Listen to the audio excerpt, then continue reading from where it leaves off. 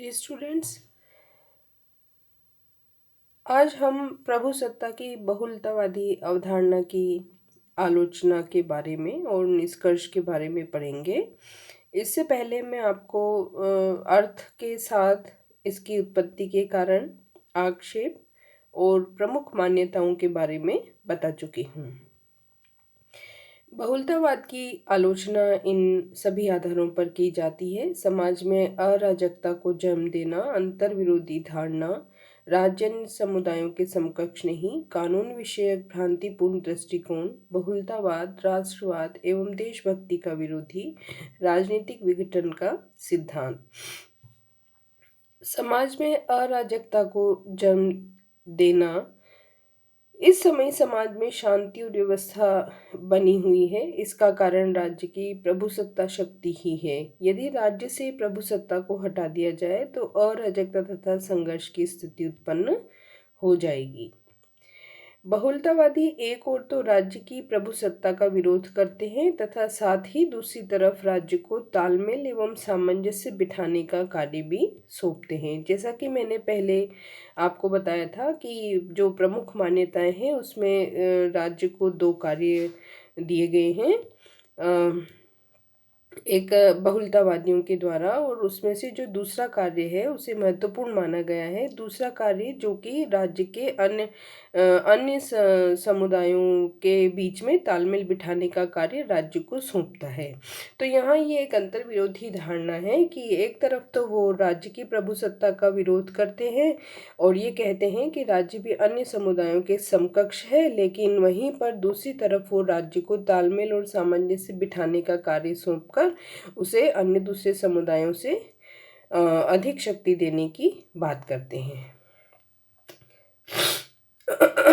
इस शक्ति के निहित होने से राज्य को प्रभुसत्ता प्राप्त हो जाएगी और इससे यह सिद्ध हो जाता है कि राज्य की संप्रभुता संपन्न करना व्यावहारिक दृष्टि से सरल नहीं है।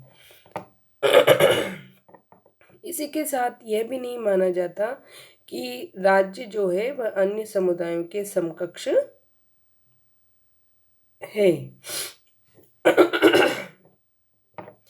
बहुलतावादी राज्य को अन्य समुदायों के समकक्ष मान लेते हैं, जो कि सर्वथा अनुचित है। राज्य के कतिपय विशिष्ट कार्य हैं और उनके संपादन से उसकी स्थिति अन्य समुदायों में सर्वोपरि हो जाती है। कानून विषयक भ्रांतिपूर्ण दृष्टिकोण के कारण भी बहुलतावादियों की आलोचना की जाती है। बहुलतावादी कानून को राज्य के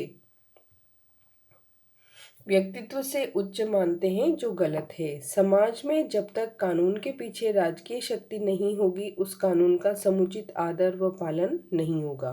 वर्तमान में कानून का प्रधान स्रोत राज्य की संसद ही है। राज्य को भले ही कानून का एकमात्र स्रोत माना जाए, किंतु उसे कानून का स्वरूप निश्चित करने वाला तथा इसे घोषित करने वाला एक स्रोत अवश्य मानना चाहिए। बहुलतावादी अंतरराष्ट्रीयता, विश्व नागरिकता आदि की चर्चा करते हैं तथा नागरिकों को देश के बजाय अंतरराष्ट्रीय संस्थाओं के प्रति भक्ति भाव रखने की अपील करते हैं। देशभक्ति तथा राष्ट्रवाद का विरोध करना उपयुक्त नहीं है। बहुलतावाद के क्रियान्वयन से राज्य व समाज का विघटन हो सकता है। राज्य का एक सर्वोपरि स्थान सामाजिक संगठन की व्यवस्था के लिए आवश्यक है।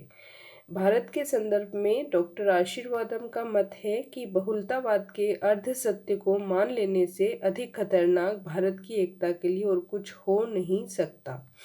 पहले कभी भले ही इस बात की आवश्यकता रही हो कि संप्रभुता को बहुलतावाद की दिशा में मोड़ा जाए, पर आज के दिन तो सबसे बड़ी आवश्यकता इस बात की है कि संप्रभुता को एकात्मकतावादी ही रहने दिया जाना चाहिए।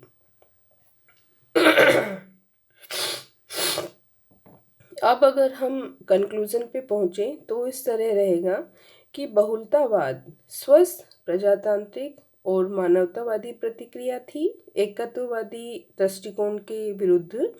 यह एक विद्रोह था, एक नारेबाजी थी जो स्वतंत्रता तथा उदारवाद पर आधारित थी। यह एक राजनीतिक सिद्धांत या दर्शन नहीं था, अपितु ऑस्टिन की प्रभुसत्ता एवं हीगेल के राज्य संबंधी विचारों के खिलाफ एक आंदोलन था। राज्य को महान घोषित करने वाले सिद्धांतों के खिलाफ अराजकतावाद तथा श्रम संघवाद की आवाज अब ठंडी पड़ती जा रही है। तब बहुलतावाद ने राज्य को मानव समुदाय के रूप में समाज के अंदर जनहित की एक सीमित सत्ता के रूप में बनाए रखने की आवश्यकता को स्वीकार करते हुए इसकी प्रभुसत्ता को नष्ट करने की मांग की। वस्तुतः बहुलतावाद गोलियत को मारना नहीं चाहता था, अपितु उसके बाल काट देना चाहता था, बिना यह समझे कि गोलियत के बाल काटने के बाद गोलियत जीवित नहीं रह सकता था।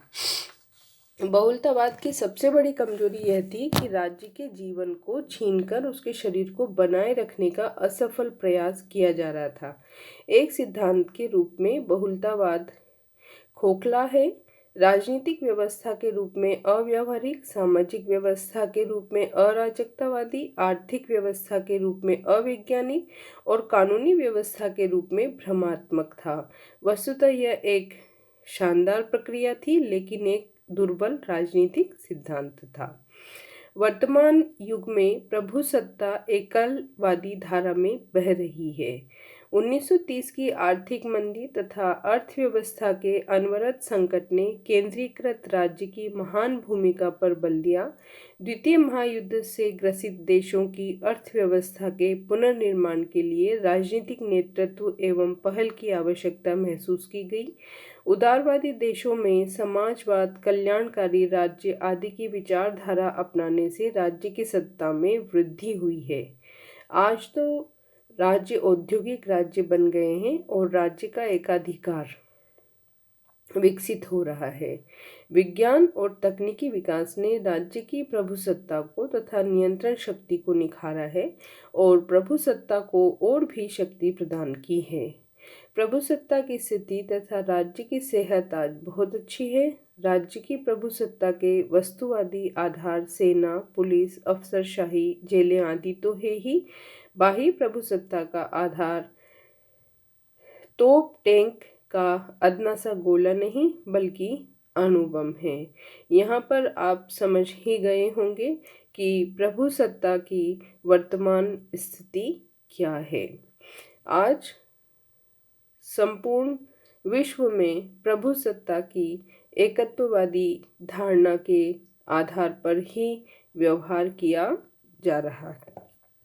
धन्यवाद। नेक्स्ट वीडियो में हम फिर मिलेंगे, तब तक आप स्वस्थ रहिए, मस्त रहिए। धन्यवाद।